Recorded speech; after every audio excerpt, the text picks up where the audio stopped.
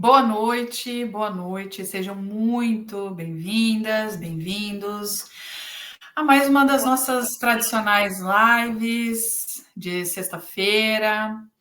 Para quem está chegando agora, nós somos o Círculo Terapêutico, um grupo de terapeutas integrativas dedicado a trazer clareza, cura e expansão para a vida de vocês. Muito boa noite, Heloísa. Boa noite, Silvia. Boa noite a todas. Muito Prazer estar aqui com vocês novamente. prazer é todo meu. Muito obrigada de vocês estarem aqui. E hoje a gente abre a nossa programação especial do mês de junho, que é o mês dos namorados, com o tema que bate direto no coração. Quando é que o amor vira dependência emocional? Será se vira? Será se não vira? A gente vai falar sobre isso hoje, né? A gente vai olhar para os relacionamentos sob uma perspectiva integrativa, sistêmica, entendendo o que a gente carrega na mala antes de tentar amar alguém, né? Então, prepara aí o teu cafezinho, pega um copo d'água, o seu chazinho, papel, caneta, que a gente vai ter bastante informação aqui e para você tirar de proveito e ficar com você essas informações, tá bom? E para começar, a gente já faz a primeira pergunta, que ela é relacionada à bagagem familiar. O que a gente traz para esse relacionamento, né? Então, para a gente começar a abrir essa caixa preta, que são os relacionamentos, na terapia integrativa e sistêmica, a gente sabe que ninguém entra num relacionamento sozinho, né? Então, como o casamento dos nossos pais ou a falta de um deles molda o tipo de parceiro que a gente escolhe na vida adulta. Como que a gente pode quebrar esse ciclo, né? Bom, o que eu posso contribuir aqui é sempre lembrar que das lealdades invisíveis, não é? Tem muita lealdade invisível à história da dor dos nossos pais. E pelo menos no meu ponto de vista, eu sei que também é o de vocês, a maioria dessas lealdades invisíveis, elas são inconscientes, né? A gente, durante muito tempo, não tem consciência que a gente carrega isso para os nossos relacionamentos, né? Que traz lá do que a gente viu do relacionamento dos nossos pais, das dores deles, que vem a gente acaba trazendo para os nossos relacionamentos sem saber. Fica inconsciente, né? Então a gente não faz por mal. Até que não esteja no nosso consciente, até que a gente não traga para a nossa consciência isso, que pode ser isso, fica no inconsciente. Então a gente fica, de repente, sendo leal à dor dos nossos pais sem a gente saber, né? Por isso que a tendência a consertar na relação atual o amor ou a validação que faltou na infância. Mais uma vez, inconscientemente, a gente tenta trazer para o nosso relacionamento, tentar consertar essa pessoa na relação atual, né, que a gente está, o amor ou a validação que faltou para a gente na infância. Vocês concordam, meninas? Sim, sim, totalmente. E ali no relacionamento dos pais foi onde nós presenciamos o que é o amor, né? Completando a sua informação nesse sentido, porque foram as experiências vividas ali na infância que nós fomos aprendendo o que é o amor. Então, ali tem muito, tem a questão do afeto, do carinho, né, da rejeição, do abandono, e a criança vai crescendo com aquilo ali, entendendo como que é a questão do relacionamento em si. Né? Então, vai trazendo isso para a vida, vai registrando fatos que depois, na vida adulta, ela traz para o inconsciente e é como uma forma dela resolver algumas situações que não foram resolvidas ali na infância. Né? E aí você falou, e como a gente quebra esse ciclo? Trazendo isso para a consciência. Né? Essas informações que estão ali contidas no inconsciente, a gente faz ali um movimento e faz a pessoa entender, trazendo ela para a consciência essas informações. É isso. É, É e porque também, pode falar, Silvia. por causa que a gente vai tendo o modelo dos nossos pais, né? Para a gente pegar e ter um relacionamento. Então, se você tem um relacionamento onde que a mãe tem, geralmente mais é a mulher, né, que se torna dependente emocional, o homem vai querer uma mulher que também seja independente emocional, que faça tudo o que ele quer. E muitas vezes a mulher nem percebe que ela está numa relação onde que é emocional. Uhum, uhum. Faz sentido, faz todo sentido, é verdade. Também, de repente, para ela quebrar, para ela ou ele, para a pessoa quebrar esse padrão, de repente ela, como a Heloísa já trazer para a consciência, né? Ou seja, reconhecer que existe um padrão, né? E dar lugar ao. A gente respeita, reconhecendo isso, entendendo, trazendo para a consciência, a gente respeita a história dos nossos pais, mas sem precisar repeti-la. Porque dá para a gente, quando a gente tem consciência de que isso é um padrão repetitivo, dá de repente para a gente reconhecer isso, trazer para a consciência. E isso, o que ajuda muito a você a reconhecer esses padrões é no processo terapêutico. E quando você reconhece isso na relação, você respeita a história dos teus pais, ponto. Isso não quer dizer que você precisa repetir, né? Você não precisa repetir. Exatamente. E até porque muitas pessoas buscam parceiros parecidos com os pais, né? Uhum, Inconscientemente, né? uhum, Uma mulher busca um parceiro parecido com o pai e um homem busca uma parceira parecida, às vezes, com a mãe. Só que uhum, muitas vezes inconscientemente, né? Eu uhum. já peguei várias clientes minha que no processo terapêutico ali ela compreende, gente, eu casei como se fosse com o meu pai, né? A ficha cai, né? E aí a gente faz o movimento ali de dela entender aquilo e quebrar esse ciclo, né? E muitas vezes não quer dizer que vai romper com o relacionamento, mas vai trazer para a consciência para resolver essa questão. Isso daí mesmo. Aí não precisa, fazendo uma ressignificação onde que a pessoa vê que ela pode melhorar no relacionamento, né? Tendo uma visão diferente do relacionamento, que não precisa viver o padrão dos pais, que ela pode ter o relacionamento dela mesma. Muito bem, tive que colocar no mudo. Se eu tiver que colocar no mudo é porque a minha cachorra resolveu latir, a gente está ao vivo e quem tem cachorro sabe que isso acontece, então é normal, né? Mas vamos seguir então para a segunda pergunta, que a gente vai trazer então aquilo que é muito falado hoje em dia do dedo podre, não é? Vamos entender um pouquinho mais sobre isso. Muitas mulheres elas chegam no nosso pro atendimento, para as nossas sessões, dizendo, e a Heloísa comentou alguma coisa já mais ou menos parecida com isso. Eu tenho o dedo podre, eu só atraio um homem que não presta, ou que some, me abandona. Energeticamente e emocionalmente falando, o dedo podre realmente existe, ou somos nós um imã que atrai aquilo que a gente precisa curar dentro de nós. Qual é o ponto de vista de vocês sobre isso? Se existe mesmo esse padrão, isso do dedo podre, ou é a gente que é um imã que acaba atraindo o que a gente precisa curar em nós mesmas? Isso é uma dependência emocional, né? O dedo podre, na verdade, porque ela precisa se curar primeiro, que está incomodando dentro dela, para ela ter um relacionamento bom, para não atrair só pessoas que é o dedo podre, né? Que é falado. Isso é a pessoa, quando ela diz o dedo podre, geralmente ela não está se valorizando, aonde que ela contrata pessoas nesse dedo podre para estar com ela. Que ela não consegue atrair pessoas que não sejam dedo podre, né?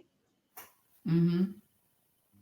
Que isso muitas vezes, completando o que a Silvia falou, né, no sentido que muitas vezes a pessoa carrega uma ferida emocional que precisa ser resolvida, né? E aí ela começa a atrair aquele tipo de pessoa para justamente ela olhar para aquela ferida, né? Só que a pessoa está vivendo ali no inconsciente, não entende um padrão de repetição que ela está.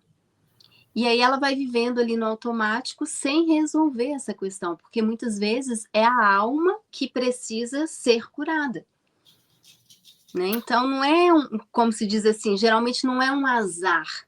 Né? Muitas mulheres falam que tem o azar de atrair só pessoas ruins. Muitas vezes ela até acaba com aquele relacionamento ruim, para ela, no caso, e ela acaba atraindo outro igual. E muitas vezes nem se dá conta. Né? Ela chega a comentar com os amigos, amigas que está num novo relacionamento, e os amigos olham para aquele relacionamento, é a mesma pessoa, com o mesmo comportamento. E ela não consegue perceber, porque na verdade está ali no inconsciente dela. Algo que está gritando para ela resolver, e ela não está se dando conta disso. Chamando um pouco então para Silvia? Muitas vezes o medo da solidão também, onde que a pessoa acaba ficando com essa pessoa por medo da solidão, achando que não vai achar outra pessoa, mas também pode vir dos históricos da família, fragilidade na infância, tendo uma autoestima baixa, que não se sente valorizada, que para ela qualquer coisa é vantagem do que estar sozinha. Ela não consegue ver nela o valor, aí onde acaba tendo pessoas assim com elas, que não valorizam ela. Uma perspectiva que eu queria trazer aqui também é que é o que vocês falaram, é isso mesmo. A pessoa ela vai atrair o que ela vibra, então ela vai vibrar naquela frequência da ferida que ela tem. Ela sabendo ou não, ela estando consciente ou não dessas feridas, mas elas existem, mesmo que elas estejam ocultas. Pode ser rejeição, abandono, traição, né? Então, ela vai vibrar naquilo e é aquilo que ela vai atrair. Então, um ponto importante aqui é a gente trazer essa pessoa para a autorresponsabilidade. Por quê? Se ela está apontando o dedo, se ela tem o dedo podre, é porque ela está escolhendo, né? Então, ela acaba colocando o outro como culpado, o outro como sendo responsável por esse relacionamento não estar bom, porque ela só encontra que não existe homem bom. Não, peraí. Num relacionamento precisam de pelo menos 2 pessoas, não é? Então, a gente tem que puxar essa pessoa para a autorresponsabilidade, mudar o foco do por que o outro faz isso comigo? Não, de repente a gente pode mudar esse foco e trazer para ela focar em outra coisa. Por exemplo, por que eu permito que entrem e fiquem na minha vida? Não é? A gente tira o foco, a gente tenta mostrar para essa pessoa que ela é responsável também por estar nesse relacionamento, em vez de ficar falando por que ele faz isso comigo? Por que essa pessoa faz isso comigo? Não, peraí. Você já viu por esse lado aqui, ó? Deixa eu te apresentar esse outro lado, que é o lado do você. Se isso está acontecendo na relação, de repente, será que não é porque você está permitindo que essa pessoa faça isso com você, que isso aconteça na sua vida, né? Também começar a trazer essa clareza também para essa pessoa, né? Ter esse entendimento. Sim, e se ela está permitindo, é porque precisa ser curado algo interno, né? Que a alma dela está gritando para resolver um problema. E que muitas vezes ela nem sabe disso. Né? E por isso que ela entra nesse padrão de repetição, nesse ciclo. Muitas vezes é por falta de conhecimento, né? Que ela fica nesse padrão repetitivo. Termina um relacionamento, começa outro, mas todos eles são iguais. Ela tem Só que para ela é diferente, né? Ela precisa quebrar esse padrão para ela achar uma pessoa que valorize ela. É isso, também pode ter, a gente trazer a clareza também, de repente, de que ela não sabe que existe a crença do não merecimento, né? Talvez ela acredite, ou foi ensinado para ela, o que ela registrou quando ela era criança, na infância dela, foi que aceitar migalha. Ou seja, que aceitar essa migalha no fundo é porque ela não acredita que ela merece o amor, ou um amor por inteiro, né? Um amor assim saudável, né? Então pode ser também, é bom trazer de repente a clareza dessa crença do não merecimento. Ah, não, eu não mereço, imagina.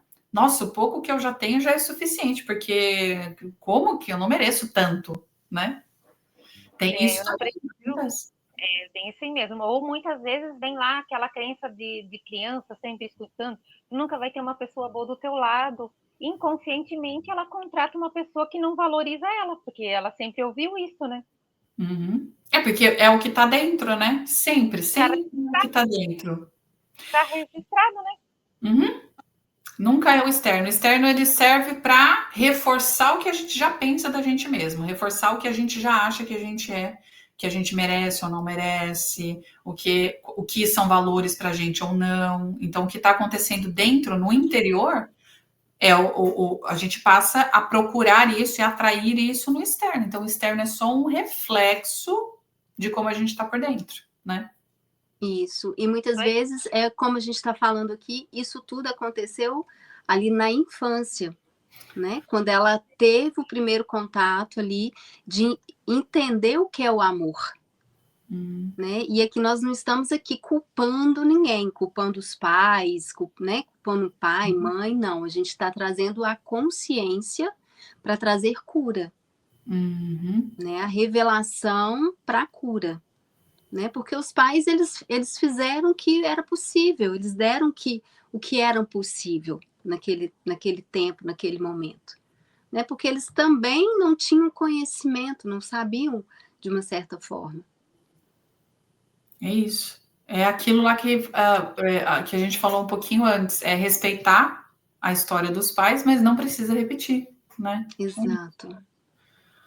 Muito bem, muito bem. Então, agora a nossa próxima pergunta, a gente vai trazer um pouquinho daquele dizer, daquele ditado bem antigo, da tal metade da laranja, né? O que é essa metade da laranja? Porque a sociedade nos vendeu muito a ideia de que a metade da laranja, ou alma gêmea, que vem para nos completar. Qual é o perigo integrativo de entrar em uma relação se sentindo metade? Como essa busca por alguém que preencha o nosso vazio acaba sobrecarregando e destruindo o amor, no ponto de vista de vocês? Como? Bom, no meu ponto de vista aqui, eu acredito que essa dependência emocional, ela colocar o outro, quer dizer, colocar no outro a obrigação de nos fazer felizes ou de nos salvar de nós mesmos, né? Muitas vezes a gente vem para esse relacionamento com essa dependência emocional, de colocar no outro a obrigação de fazer a gente feliz. Mas espera, não é por aí, né? A gente já entendeu, ou agora a gente diz então que a gente não pode não pode colocar essa responsabilidade no outro, né? Que ele tem a obrigação de fazer a gente feliz, né?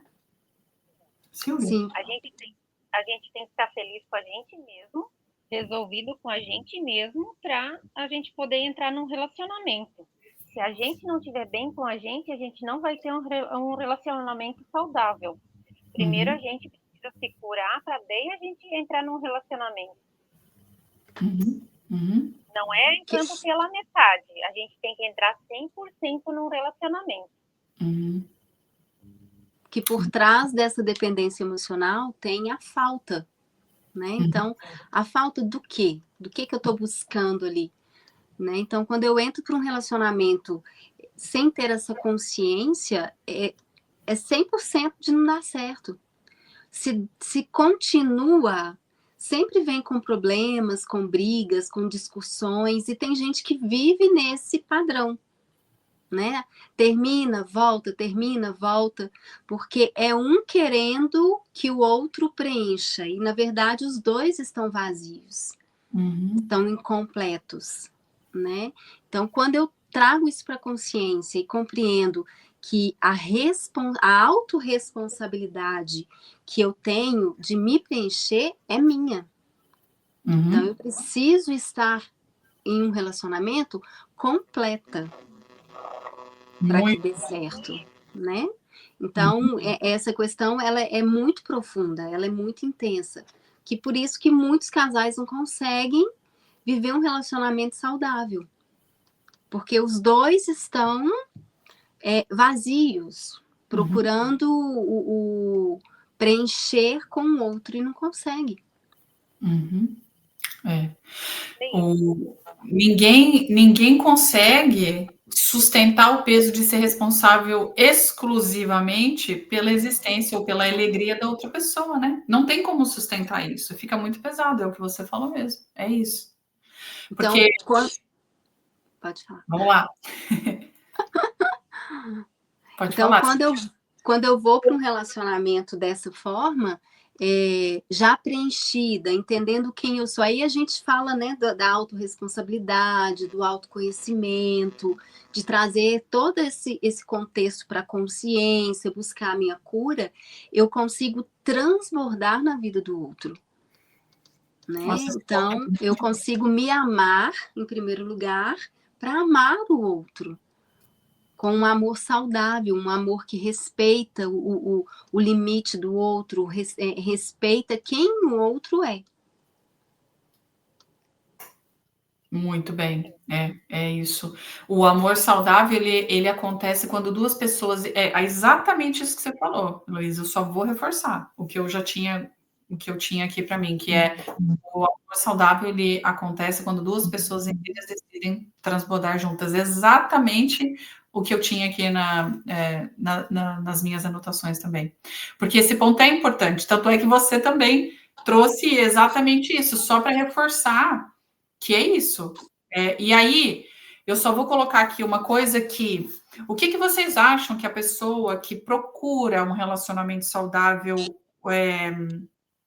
o que ela deve fazer? O que ela pode fazer? Vou colocar assim, então. Se ela não está conseguindo sozinha conseguir entender o que é um relacionamento saudável, o que dar e o que esperar de volta, receber desse relacionamento. O que você diria para essa pessoa que sozinha ela não está conseguindo identificar, entender, trazer isso para a vida dela? O que ela deveria fazer? Então, eu acredito que o primeiro passo é ela trazer isso para a terapia. Porque a terapia, assim, ela é fundamental para a pessoa se autoconhecer.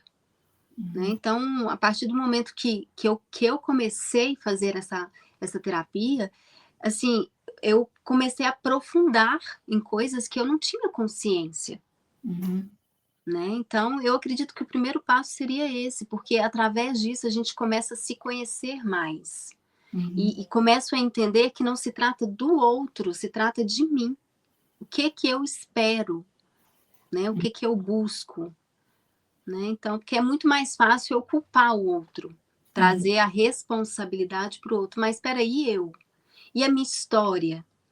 Como que fica? Né? Porque todo mundo tem uma história. E o que eu estou trazendo para esse relacionamento também, né? Não é só ficar esperando, venha a nós o vosso reino, né? Você fica esperando a pessoa te dar, você espera que esse relacionamento seja maravilhoso, lindo, perfeito. Mas o que você está trazendo para esse relacionamento também? O que você está trazendo para agregar esse relacionamento, né? Mais uma vez para a autorresponsabilidade. É uma coisa que a gente vai bater bastante, né, na terapia. Sempre chamar para a autorresponsabilidade, né? Porque primeiro comigo, depois com o outro. Então, em vez de esperar que o outro traga todas as respostas, que o outro seja o teu príncipe encantado, Heloísa falou outro dia aí pra gente que ela espera o príncipe, o rei, mas não é a rainha, né? Será se ela é a rainha desse rei? Será se ela está se comportando como alguém que merece esse relacionamento também, né? Então, não puxando para a autorresponsabilidade e o que você está trabalhando em você para mudar esses hábitos, mudar esse sistema, essa repetição de padrão, para que aí, então, você tenha algo saudável a oferecer nesse relacionamento também, né? Exatamente. Pois é. Aí a gente já passa, então, para a nossa próxima pergunta, que aqui a gente vai entrar num assunto de perfeccionismo nas relações. Trazendo um ponto que sabota demais e busca por um amor saudável. Então, que é o perfeccionismo, né? Estudos mostram que ele está ligado, que o perfeccionismo está ligado à infelicidade e que nasce do medo da vulnerabilidade. A gente busca a perfeição para evitar o fracasso, mas acaba preso em padrões impossíveis. Como a exigência de um relacionamento perfeito ou um parceiro perfeito destrói o amor real? E como a autocompaixão entra como cura? Aqui a gente já está entrando num assunto mais. Primeiro a gente falou do começo dessa relação, antes de entrar para uma relação, agora a gente já está falando sobre estar em uma relação e exigir perfeccionismo desse relacionamento, né? Então, e os medos que estão envolvidos nisso. Por exemplo, acredito que um dos medos que fazem a pessoa esperar a perfeição dentro de um relacionamento é o medo da rejeição, é o medo de ser rejeitado. Então, ela exige perfeição, esse exigir o perfeccionismo, ele impede a entrega verdadeira e a vulnerabilidade, que é, de fato, um dos pilares principais de um relacionamento saudável, é poder se sentir seguro o suficiente para ser vulnerável, né? O que não é tão comum a pessoa se sentir tão segura no seu relacionamento que que ela possa conseguir estar vulnerável, né? Falar e ser vulnerável, baixar a guarda, vamos dizer assim, né? Então, Sim. tem também a ilusão do controle, né? Você achar que se tudo for perfeito nesse relacionamento, nada vai dar errado. Eu não vou me machucar. Se eu conseguir controlar tudo e esse relacionamento ser muito perfeito, como no comercial de margarina, eu não vou me machucar. Eu não vou me ferir, não vai dar nada errado, que é uma ilusão, né? A gente sabe que é uma ilusão, vir. Mas é uma forma de se auto-sabotar, né? Esperar essa ilusão do perfeccionismo na relação, não é? E sem contar, né, Márcia, que nós somos bombardeadas desde de crianças, o mundo imaginário, né, das princesas esperando os príncipes, né? Então cria aquela fantasia de um relacionamento perfeito, né? E os próprios filmes às vezes nos induzem a pensar sobre isso, a querer aquele relacionamento perfeitinho, né? Então, eu falo assim mais, né, pro lado feminino, digamos assim, né? Então a mulher fica ali naquela expectativa de esperar o seu príncipe chegar no cavalo branco, criando aquelas expectativas. E quando vai para o mundo real, depara com essa realidade. Né? E aí é onde que gera as frustrações, gera as decepções, né? E aí acaba que buscando ali aquele relacionamento perfeito, cria-se uma dependência daquela pessoa, e aí vira aquela confusão toda, né? Mas a gente precisa compreender a questão da nossa humanidade. Né? Nós somos humanos, sujeitos a imperfeições. Então, quando eu abro essa informação dentro de mim, que o outro também tem a vulnerabilidade, que pode errar, eu vou procurando ali meios de tornar aquele relacionamento saudável. Ter compaixão, né? Autocompaixão, compaixão consigo mesmo e compaixão com o outro também, né? Porque Exato. É entender que o amor real ele acontece na imperfeição. É no acolhimento mútuo um do outro, dos seus defeitos, das qualidades, de tudo. É entender que o relacionamento de verdade, o relacionamento da vida real, e não dos contos de fadas, como você comentou, ele tem imperfeição. E tá tudo bem. É só você saber se os defeitos daquela pessoa são se dá para você conviver com aqueles defeitos dela. E se ela consegue conviver com os seus defeitos. Porque ninguém vai ser perfeito, não dá para gente, na vida real, não existe perfeição.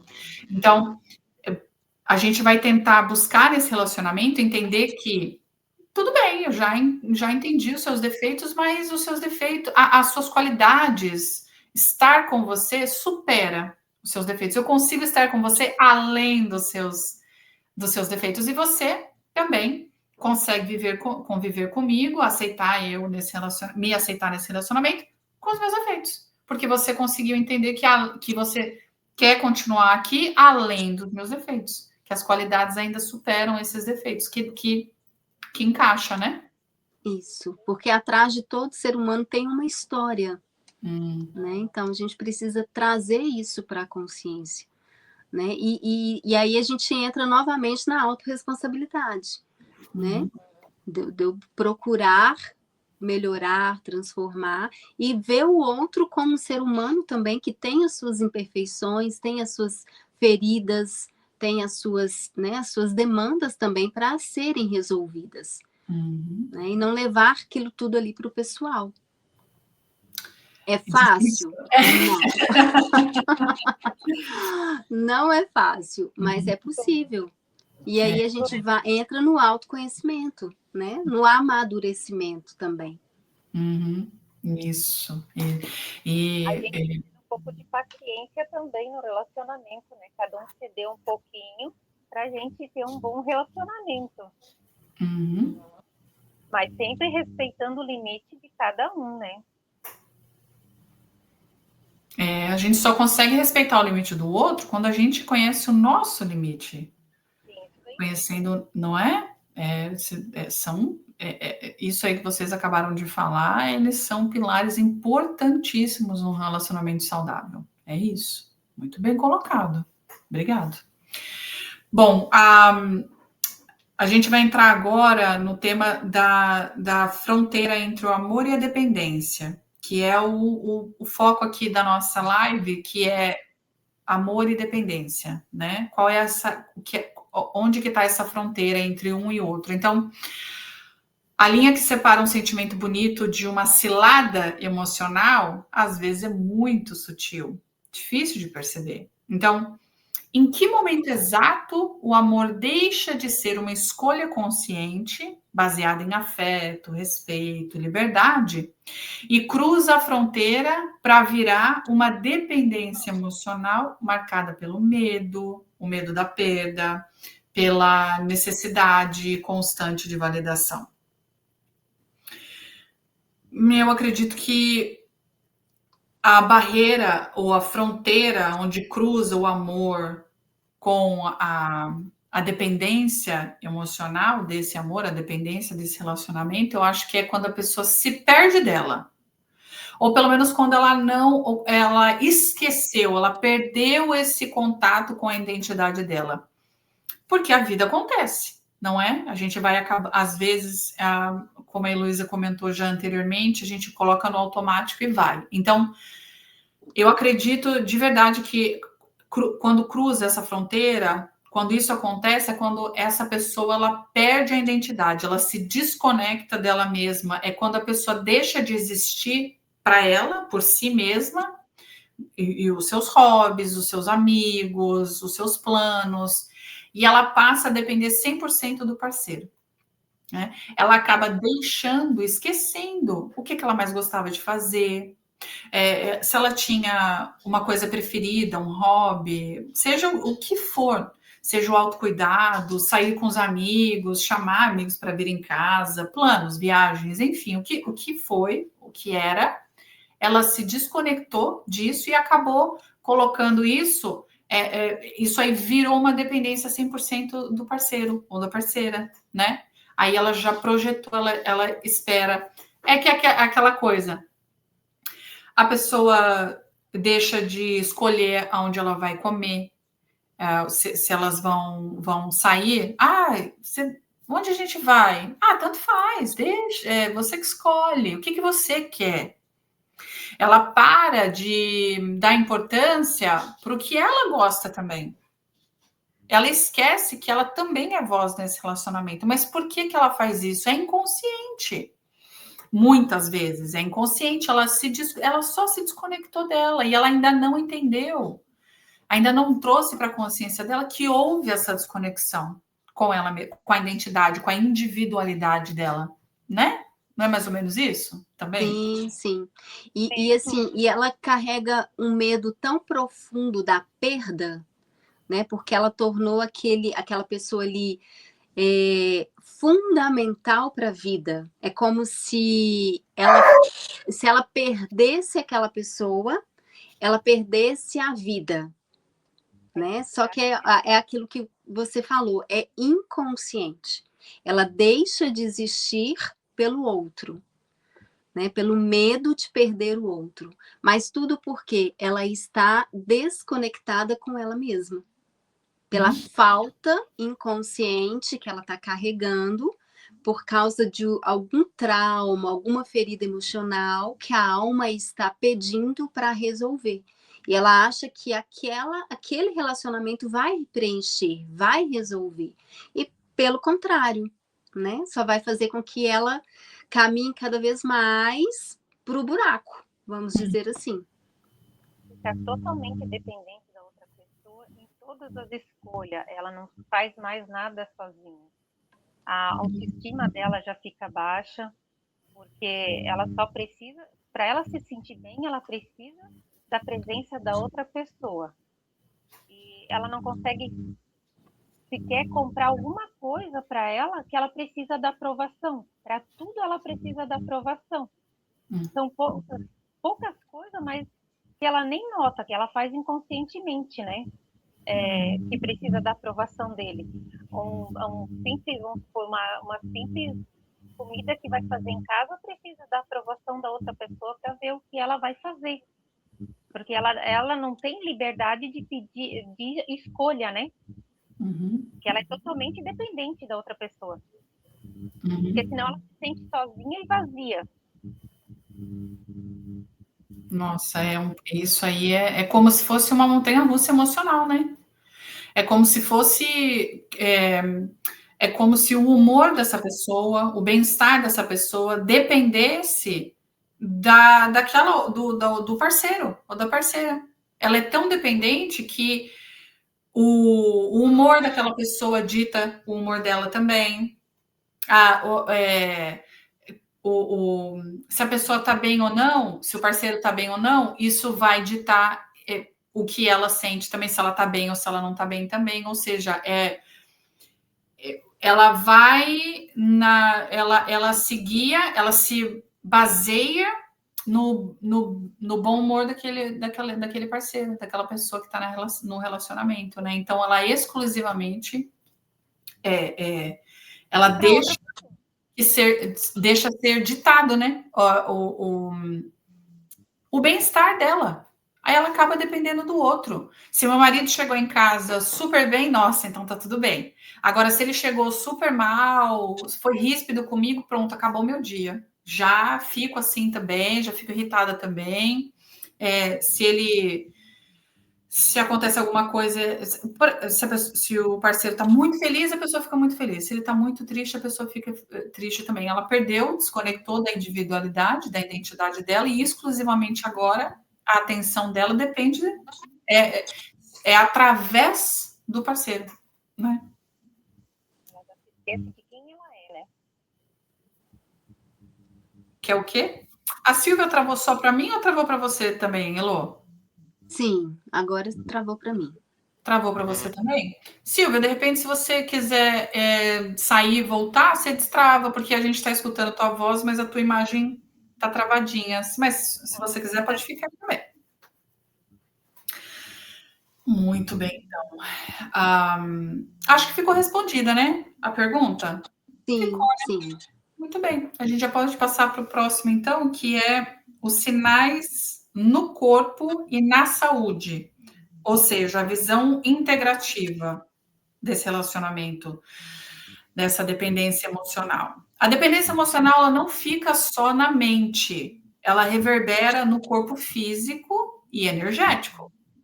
Então, quais são os sintomas físicos e os bloqueios mais comuns de uma pessoa que está presa em um relacionamento dependente?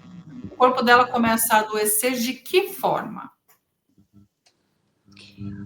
O nosso corpo fala, a verdade é essa, né? Então, muitas vezes vem aquelas dores no corpo, vem ansiedade, vem insônia, crises de choro,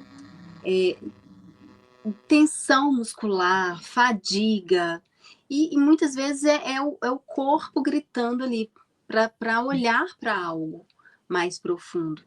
Né? E às vezes a pessoa está tão desconectada dela mesma que ela não consegue entender essas coisas. Né? Então, não é só na mente, digamos assim. Muitas vezes é refletido no corpo também. Isso é um fato. Ela pode sentir no corpo, por exemplo, os sintomas físicos que isso pode gerar, né? Ansiedade, uma ansiedade crônica, pode dar aquele aperto no peito, insônia, problemas digestivos. Isso tudo são sintomas físicos do que está acontecendo no emocional, né? Pode ter também, na visão integrativa, pode ter também um bloqueio de energia mesmo. É como se fosse uma perda pessoal de energia. Então, a pessoa sente mesmo que a energia vital dela tá se esvaindo. Isso ela pode sentir no corpo mesmo, esse cansaço, não só o cansaço emocional, mas o cansaço físico também pode refletir no corpo. Isso te dá um sinal que já passou do emocional e foi para o corpo físico. Ou seja, já está num nível tão alto que você não conseguiu perceber que essa dependência emocional existe, que ela está acontecendo, que ela resolveu passar para o corpo físico também para ver se você consegue se alertar, para ver se traz para a tua consciência que tem alguma coisa ali que tem que ser trabalhada que não tá legal, que precisa mesmo de fato da sua atenção e se precisar também de um acompanhamento com um profissional para te trazer essa clareza do que é, por que é que eu tô tendo esses sintomas físicos. E aí a gente já sabe que o sintoma físico é o reflexo de algo que não, muitas vezes, de algo que não tá bem no emocional, né? Sim, sim. Até porque é aquilo que a gente falou, né, Márcia? Porque ela passa a colocar o outro como prioridade da vida dela, digamos assim. Né? Como se ela não existisse mais. É como se o outro realmente fosse a vida dela. Né? E aí, onde que fica o corpo nisso? Né? O corpo precisa ser visto. Então, ele começa a dar esses sinais através dessas dores, que muitas vezes são psicossomáticas. Né? A alma está refletindo aquilo ali e o corpo está respondendo. É isso. Muito bem, muito bem. A gente já passa então para o nosso próximo tema, que é a ilusão das redes sociais e da vida digital, que é o que a gente vê muito aí, né? A rede social está aí para confundir bastante os valores reais das coisas, né? Hoje em dia, a dependência emocional ela ganhou uma cara nova com as redes sociais, ou seja, a necessidade de postar tudo para validar o casal, o vício em monitorar o parceiro online, ou o famoso ciúme digital. Como o Instagram e o TikTok, todas essas redes sociais, como que elas estão agravando a dependência emocional nos relacionamentos atuais? Porque estão, né? Isso é um fato, né? E não tem como mais fugir disso. A realidade nossa de hoje é total, né?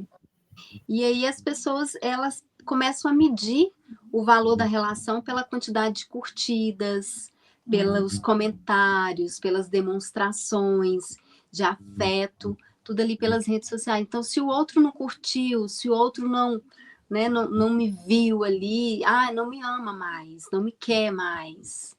Né? Então, isso é um problema muito sério, né? Porque ela passa a buscar a validação através daquilo ali. E não é assim, a verdade não é assim. Não. A realidade não é assim, né? Digamos assim. A vida digital não é a vida que a gente tem em casa, né? Não tem nada a ver uma coisa com a outra. Se a gente compara aí, a gente pode realmente, de fato, a gente está aqui para dizer para você que acha que o que você vê no digital, nas redes sociais, é a vida daquela pessoa que você está acompanhando, a gente está aqui para te dizer que não é. Ali é só um cortezinho de 60 segundos da vida daquela pessoa. Aí a gente não sabe o que acontece depois que sai da rede social, né? A vida real. Então, se você acompanha o teu parceiro tem rede social e você acompanha essa rede social e fica ali stalkeando o seu parceiro, vendo o que ele está dando like, o que ele não está dando like, quem ele segue, quem ele não segue, calma, para, pensa aí, alguma coisa não tá legal, porque se você chegou nesse ponto é porque não tem confiança nesse relacionamento, né?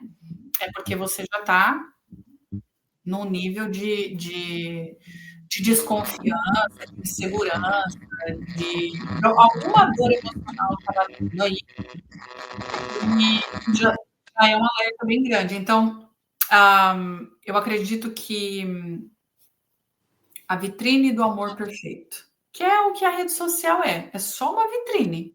E as pessoas colocam o que elas querem ali. Então, criar essa fantasia digital para tentar esconder a fragilidade real da dinâmica do casal, não é verdade? Então, às vezes você fica lá olhando e se visualizando, querendo ter aquela vida, aquele casal perfeito também. Talvez isso seja só uma desculpa, um disfarce, é só um jeito de você esconder que você tá frágil, que existe uma fragilidade nesse relacionamento, que a dinâmica do casal tá instável, que tem alguma coisa aí que precisa ser ajustada, porque você precisa se distrair com o relacionamento dos outros para esquecer do teu, para não ver o que precisa ser consertado no teu, onde você precisa se dedicar aí para melhorar o teu relacionamento, É não é? verdade, é verdade. E a base de um relacionamento é a confiança, né? Uhum. Então, precisa haver uma conversa sincera, uma exposição sincera ali do que está se sentindo, do que está passando no coração, Uhum. né? Então, precisa haver essa concordância, essa conversa, né? Uhum. E isso eu acho que também gera ansiedade, né, Elô? Tanto no homem quanto na mulher, em qualquer tipo de relacionamento amoroso, porque gera essa ansiedade de assim, eu postei alguma coisa do casal, uma declaração, uma fotinho bonitinha de nós dois e tal. Aí a pessoa, o parceiro ou a parceira vai lá e não curte. Não vai lá dar um like, não vai lá dar um comentário. Poxa vida, isso já criou uma ansiedade em você.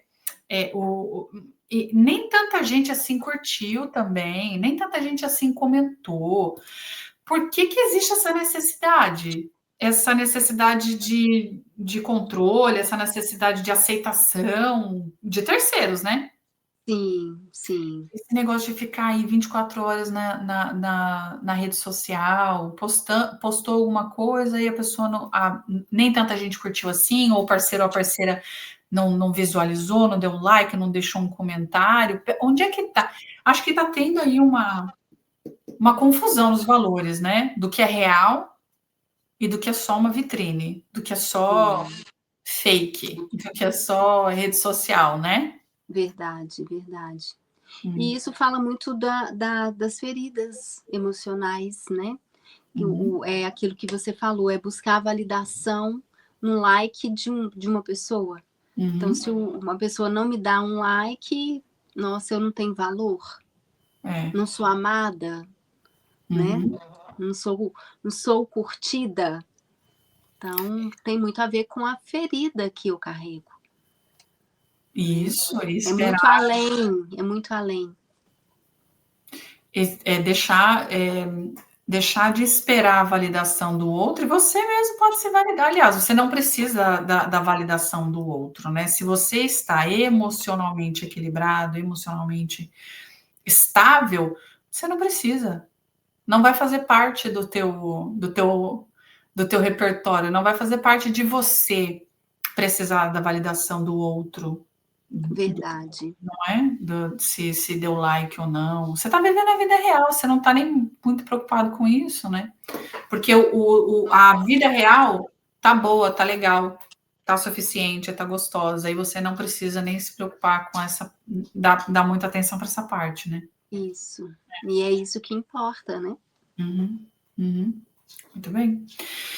Chegamos na nossa última pergunta da noite. Passou rápido, mas a gente consegue. A gente, para fechar aqui, então, a gente vai falar sobre o caminho do retorno para si mesma. Para a gente fechar esse ciclo dessas reflexões todas que a gente fez, dando luz e um norte para quem está assistindo. Qual é o primeiro passo terapêutico e prático para quebrar essas correntes da dependência emocional? Como essa mulher começa a retomar o valor dela e o controle da própria vida? Então, isso resume praticamente a nossa live, né? É ela olhar para si. O primeiro passo, né? Quem sou eu? Né? Que muitas vezes ela se perdeu de si, ela não sabe nem quem ela é mais. Na total dependência do outro, ela deixou de existir por causa do outro. Deixei de fazer as coisas que eu gosto por causa do outro. O outro me completa. Se o outro sai da minha vida, quem sou eu? Né? Então, o primeiro passo é ela entender quem ela é. Olhar para si mesma. Né? E muitas vezes ela vai precisar de uma ajuda. Né? Então, se ela não está sem uma direção, sem um caminho, procure uma ajuda profissional, procure uma amiga em que ela confia, para ela começar esse passo. Né? Porque e a terapia ela pode ajudar muito nesse processo, dessa busca, desse autoconhecimento, de aprofundar nesse conhecimento. Né? Faz então, sentido. Sim, eu acredito que o primeiro passo é ela voltar para si. Se resgatar, né? Resgatar, isso. E igual você falou, não buscar na validação externa, para ela se sentir amada, para ela se sentir completa, né? Ela procurar entender a história de vida dela. E aquilo que a gente falou lá no comecinho, muitas respostas estão ali na infância. Né? Muitas respostas de muitas feridas emocionais, de traumas emocionais estão ali na infância. Então ela dá uma olhada para isso. Eu já atendi várias clientes que a gente leva elas assim a esse entendimento, elas dizem, nossa, eu nunca pensei sobre isso. Nunca imaginei que poderia ser isso. Né? Então as pessoas estão vivendo muito no automático, e principalmente, né, de uma certa forma, por causa das redes sociais. Só que não tem como a gente mudar isso mais, isso é um fato. Mas o que eu posso fazer com isso? Né? Eu preciso trazer isso para a consciência, eu preciso despertar para isso, que eu não posso mais viver nesse automático. É, isso mesmo, muito. Falou tudo, Heloísa. Ela tem que voltar, ela tem que resgatar a individualidade dela, quem ela era, né? Ela tem que voltar para ela mesma, ou seja, voltar a investir nela mesma, né? Ou nele mesmo. Essa pessoa nesse relacionamento, ela esqueceu, se desconectou, então voltar, resgatar o que ela era, e seja o que for, um hobby, se ela gostava de estudar, se ela gostava de aprender um idioma diferente, ela voltar, resgata isso, volta, se reconecta com você mesma. Se é o autocuidado que você fazia, você não faz mais, se é os seus amigos que você gostava de encontrar e não encontra mais, resgata isso, investe em você, investe em si mesma, investe primeiro no individual, que aí quando você está preenchida de você mesma, a gente dá o que transborda. Quando o nosso copo emocional está cheio e a gente dá o que transborda, é saudável. O que não é saudável é a gente tirar da onde a gente não tem para dar para o outro. Aí é que gera frustração e aí por diante, né? Isso. E ficar esperando também a expectativa de quando a gente dá demais e não recebe, isso gera frustração, porque eu acredito que... E também sustentar o vazio, é aprender a passar pelo desconforto inicial. Por exemplo, assim, se esse relacionamento não tá bom, o que você pensa? Eu vou terminar. Eu vou me afastar, né? Então, não, calma, isso aí, de repente, é só uma anestesia rápida. Porque você não quer passar pelo desconforto de ter que investir nesse relacionamento, de olhar para coisas que você talvez não queria olhar, porque dói, não é? A gente vê isso muito no processo terapêutico, nas pessoas que a gente atende nas sessões, que essa pessoa, ela inconscientemente acha muito mais fácil falar do outro, não é? Eu estou num relacionamento tóxico, eu estou num relacionamento com uma pessoa abusiva. Pera, calma, talvez isso seja... E a gente está falando que é inconsciente que a gente faz isso. Talvez isso tá sendo só uma anestesia rápida, porque você não está querendo olhar para o que dói, né? Porque dói muito. Então, é claro que a gente evita olhar para o que dói, mas se a gente não trouxer isso para a luz, se a gente não tirar isso debaixo do tapete, vai continuar sempre lá. E aí entra o dedo podre. Aí é isso que não existe, né? Mas aí é que entra você achar e acreditar nesse padrão, que ele existe mesmo, coisa que ele não existe, que é eu só arrumo um relacionamento ruim. É porque tem muita coisa embaixo do tapete ali no seu inconsciente que você não traz para o consciente. Então, aí vira uma sequência de ações, uma sequência de coisas que acontecem que, de repente, é uma coisa só que a gente muda, se a gente não consegue trazer para a consciência, é uma coisa só. Começa o seu processo, procura um profissional, vocês juntos vão conseguir trazer isso à tona, trazer isso à luz. E por mais que doa no começo, ali nesse processo, o resultado é por isso que vale a pena, porque o que você vai colher de curar isso que está em você, essas feridas ocultas que estão em você, que doem, é que você, no final disso tudo, poxa, os frutos que você vai colher de estar num relacionamento daí, então, real, um relacionamento honesto, mas principalmente com você, honesto com você, para depois ser honesto com o outro, né? Então, isso faz toda a diferença para ter um relacionamento saudável. Vai valer a pena. Vai. É só uma dor necessária, né? Isso. É que os frutos são muito melhores. Vai doer, mas vai valer a pena. Né? Isso. E não vai ser fácil, mas vai valer a pena. Vai. Reconstruir o auto-amor, né? Isso vale muito a pena. Elô, terminamos. Poxa, passou rápido, né? Quando é bom, passou rápido. A nossa querida Silvia acabou tendo aí um probleminha. Pois é. Caiu e não voltou, mas não tem problema. A nossa querida Ana, que não está aqui hoje, mas é aniversário dela. Então, Ana, feliz aniversário para você.